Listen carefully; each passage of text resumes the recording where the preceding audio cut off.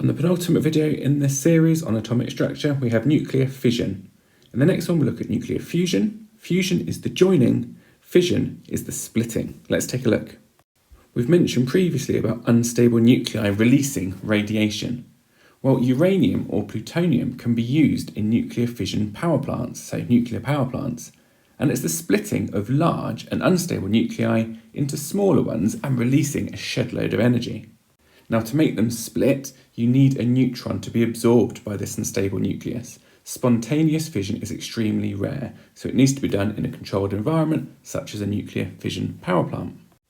This is a typical picture of what you may see. So we've got one target nucleus, so that's one atom of uranium or plutonium, of which there are billions and billions in any one sample, but we're focusing on just the one. A neutron is then absorbed by the target nucleus, and then we get two fission products called daughter nuclei. A consequence of this is that 2 or 3 further neutrons are also released. The fission products that are made, the daughter nuclei, are roughly of equal size.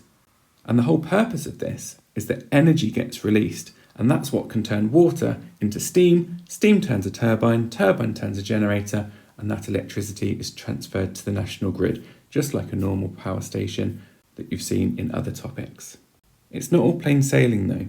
All of the fission products, these parts just here, have kinetic energy, and the 2 or 3 neutrons that get released may then collide with another uranium atom, and that can start what's called a chain reaction.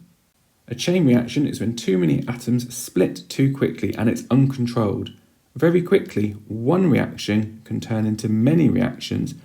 This can cause too much energy to be released, and that's what can then cause the problems such as Chernobyl, where the nuclear power plant exploded and radiation leaked into the area.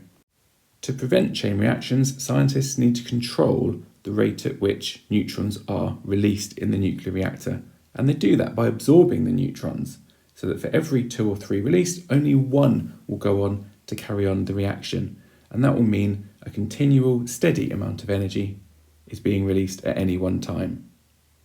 Nuclear weapons, though, do have chain reactions, because that's what causes devastating explosions.